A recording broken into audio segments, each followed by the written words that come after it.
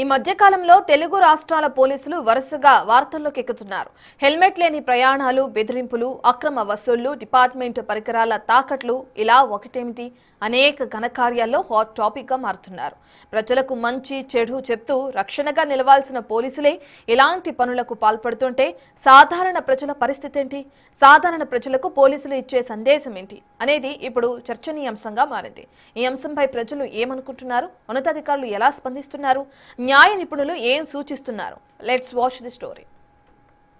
Personal ఫోన్లలో traffic చలాన్లు కొట్టడం దగ్గర నుండి పోలీసులే ట్రాఫిక్ రూల్స్ని ఉల్లంఘించడం వరకు, బెట్టింగ్ యాప్లో బెట్టింగ్ చేసి డబ్బులు మోసపోవడం దగ్గర నుండి స్వయంగా పోలీసులే బెట్టింగ్ యాప్లు ప్రమోట్ చేయడం వరకు, అంతేందుకు గవర్నమెంట్ సర్వీస్ రివాల్వర్ ఇస్తే విధుల కోసం దాన్నే ఏకంగా తమ పర్సనల్ పనుల కోసం తాకట్టు పెట్టుకునే వరకు దిగజారిపోయారు కొందరు పోలీసులు. అసలు ఈ పోలీసులకు ఏమైంది?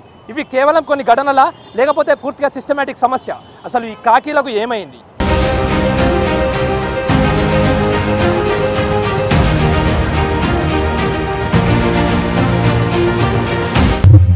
రోలెక్స్ వాచీలు కొట్టేసినా వారే, బెట్టింగ్ ఆడినా ప్రమోట్ చేసినా వారే, చివరకు రివాల్వర్ కుదువ పెట్టేది వారే.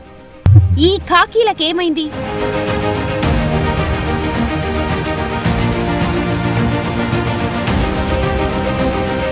నా పేరు ఇన్స్పెక్టర్ దయా, నాకు లేనిదే అది. ఇదొక పాపులర్ సినిమాలో మాస్ డైలాగ్ అయినప్పటికీ నిజ జీవితంలో కూడా ఇదే డైలాగ్ ని ఫాలో అవుతున్నారు కొందరు పోలీసులు. ఇటీవల వరుసగా వార్తల్లోకి ఎక్కుతోన్న పోలీసుల కథనాలే దీనికి నిదర్శనం. కారణాలు లేకుండా చిరు వ్యాపారుల వద్ద డబ్బులు వసూలు చేయడం నుంచి మొదలు పెడితే అక్రమంగా హత్య కేసులు పెడతామంటూ డబ్బులు వసూలు చేసేదాకా ఖాకీ ఘనకార్యాలు కొనసాగుతున్నాయి. స్థాయితో సంబంధం లేకుండా కానిస్టేబుల్ నుంచి సిఐలు, ఏసీపీల దాకా ఇదే వైఖరి కొనసాగుతోంది. ఇలా డబ్బులు వసూలు చేయడమే కాకుండా ఏకంగా గవర్నమెంట్ ఇచ్చిన సర్వీస్ రివాల్వర్నే తాకట్టు పెడుతున్నారంటే ఖాకీల వ్యవహారం ఏ స్థాయిలో ఉందో అర్థం చేసుకోవచ్చు. లేటెస్ట్ గా ఐఏఎస్, ఐపీఎస్ అని చెప్పుకుంటూ తిరుగుతోన్న శశికాంత్ అనే వ్యక్తిని పోలీసులు అదుపులోకి తీసుకున్నారు. ఫిలిం నగర్ లోని ఇంట్లోకి వెళ్లి మరీ అతన్ని అదుపులోకి తీసుకున్నారు. ఇక్కడి వరకు అంతా బాగానే ఉంది. కానీ సోదాల సమయంలో కెమెరాకు చిక్కకుండా రోలెక్స్ వాచ్ ని సైలెంట్ గా నొక్కేశాడు కానిస్టేబుల్ చరణ్.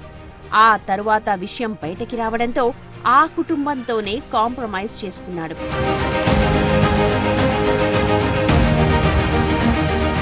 పొద్దున్నేస్తే బెట్టింగ్ల జోలికి వెళ్లొద్దని సూచిస్తారు, హెచ్చరిస్తారు పోలీసులు. దొరికితే కటకటాలే అంటూ వార్నింగ్లిస్తారు. కానీ ఈ కానిస్టేబుల్ ఏకంగా బెట్టింగ్ యాప్లనే ప్రమోట్ చేశాడు. అతన్ని కానిస్టేబుల్ కిరణ్ గా గుర్తించారు. ఇంతేనా? ట్రాఫిక్ రూల్స్ ని బ్రేక్ చేయొద్దని చెప్పే పోలీసులు వాటిని బ్రేక్ చేస్తూ కనిపించిన సందర్భాలైతే ఓ కొల్లలు.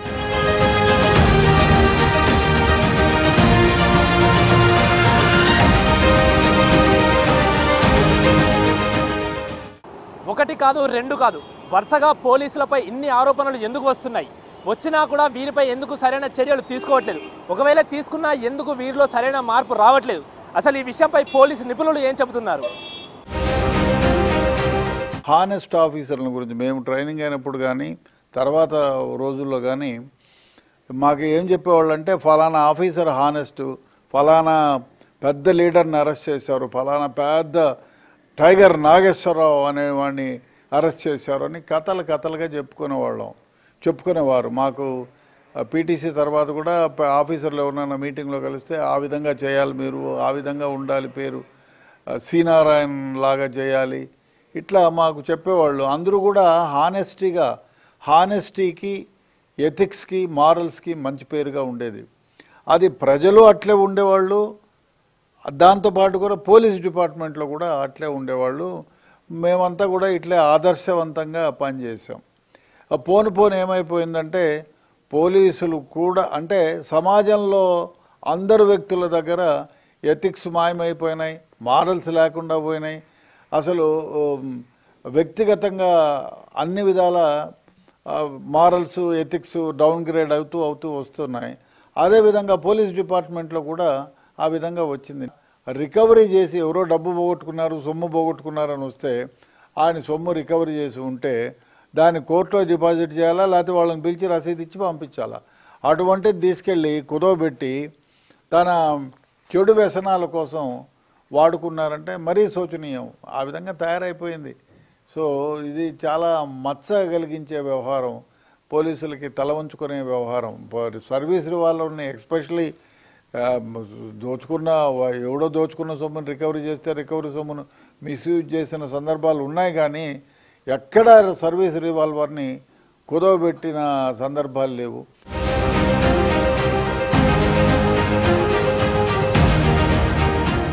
చట్టాన్ని అమలు చేయాల్సిన పోలీసులే ఇలా చట్టాన్ని ఉల్లంఘిస్తున్నారు. మరి ఇలాంటి వారిపై ఎలాంటి చర్యలు తీసుకునే అవకాశం ఉంది? అదే డిపార్ట్మెంట్కు చెందిన పోలీసులు ఇలాంటి వారిపై కేసులు నమోదు చేస్తారా అనేది ఇప్పుడు సామాన్యుల మదిలో మెదులుతోన్న ప్రశ్నలు.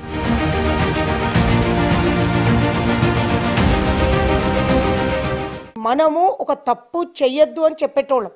అట్లాంటిది మనమే ఒక తప్పు చేస్తున్నప్పుడు పబ్లిక్ మిమ్మల్ని క్వశ్చన్ చేసేంత వరకు మీరు చేసుకోవద్దు. రీసెంట్గా నెంబర్ ఆఫ్ పోలీసు చేస్తున్న ఒక క్రైమ్ అని చెప్పాల్సి వస్తుంది. ఎందుకంటే సివిల్ నేచర్లో ఉన్న కేసులే కానివ్వండి, క్రిమినల్ నేచర్ ఉన్న కేసులలో మీరే వాటిలలో ఇన్వాల్వ్ అయిపోయి మీ మీదకి తీసుకొని వచ్చేసి రివర్స్ మీ మీద రిట్ పిటిషన్స్ వేసుకోవాల్సిన చాలా వరకు పడుతున్నాయి హైకోర్టులో. అలానే మీరే మీ దొంగతనాలలో మీరే ఉండడము, మళ్ళీ మీరే పబ్లిక్ని కొట్టద్దు అని చెప్పాల్సిన వాళ్ళు మీరే మిస్యూజ్ అబ్యూజ్ లాంగ్వేజ్ వాడడము, మళ్ళీ మీరే ఇష్టం వచ్చినట్టు కొట్టడము, మళ్ళీ మీ పవర్స్ అంటే లైక్ ఎట్లా అంటే మీకు ఎక్కడ వరకు లిమిటేషన్ ఉంది అనేది కూడా మీరు మర్చిపోయేసి పబ్లిక్ దగ్గర పోయి దందాలు నడుపుతున్నారు. నథింగ్ బట్ దందా నడుపుకుంటూ మిస్యూజ్ అంటే ఒక షాప్ దగ్గరికి పోయినా సరే, లేదా ఒక ఇన్వెస్టిగేషన్కి పోయినా సరే, లేదా ఒక జాగా దగ్గరికి పోయినా సరే మీరు మీ పవర్స్ని మిస్యూజ్ చేసుకోవడం అనేది మాత్రం ప్రజలకి ఏం సందేశం ఇద్దాం అనుకుంటున్నారు? మీరు మీ పెద్దవాళ్ళ నుంచి మీకు ఇన్ఫర్మేషన్ వస్తుంది, మీ పెద్దవాళ్ళు మీకు సస్పెండ్ అవుతారు అని కూడా చెప్పినాక కూడా మీరు దీన్ని ఎంతవరకు ముందుకు తీసుకెళ్ళి బ్రైబ్లో అయితే నేను చెప్పనక్కర్లే. ఇంకా మీ మీద బ్రైబ్ అనేది అయితే ఎక్స్ట్రీమ్ లెవెల్కి వెళ్ళిపోయింది. ఎందుకంటే పొలిటికల్ ఇన్ఫ్లుయెన్స్ లేని మీరు ఏ కేసులు చేయట్లేదు, అది కూడా మీకు అర్థమవుతుంది. ఇంత డ్రాబ్యాక్ ఉన్న ఫీల్డ్ని మీరంటే ఒక పవిత్రమైన దేవస్థానం, మాకు ఇక్కడ న్యాయం జరుగుతుంది అన్న దేవస్థానంలోనే మీ పవర్స్ని మీరు మీ యూనిఫామ్కి మీరు గౌరవం ఇవ్వాలని యాజ్ అన్ అడ్వకేట్ ప్రసన్న కోరుతుంది. పోలీస్ యూనిఫామ్ ఒకప్పుడు గుండెల్లో గర్వం నింపేది, ఇప్పుడు కొన్ని చోట్ల భయం కలిగిస్తోంది. రివాల్వర్ తాకట్టు, బెట్టింగ్ యాప్లలో ఆడడం, ప్రమోట్ చేయడం, రోడ్ల మీద వసూళ్లు ఇవన్నీ కేవలం కొన్ని ఘటనలే కావచ్చు. కానీ ఇలాంటి ఘటనలు రోజూ వార్తల్లోకెక్కుతుంటే ప్రజల మనసుల్లో అనేక ప్రశ్నలు మెదులుతున్నాయి. అసలు ఈ డిపార్ట్మెంట్ మనకు రక్షణగా నిలుస్తోందా, భయం కల్పించేలా చేస్తోందా అన్న అనుమానాలు ఇప్పుడు అందరిలో కలుగుతున్నాయి.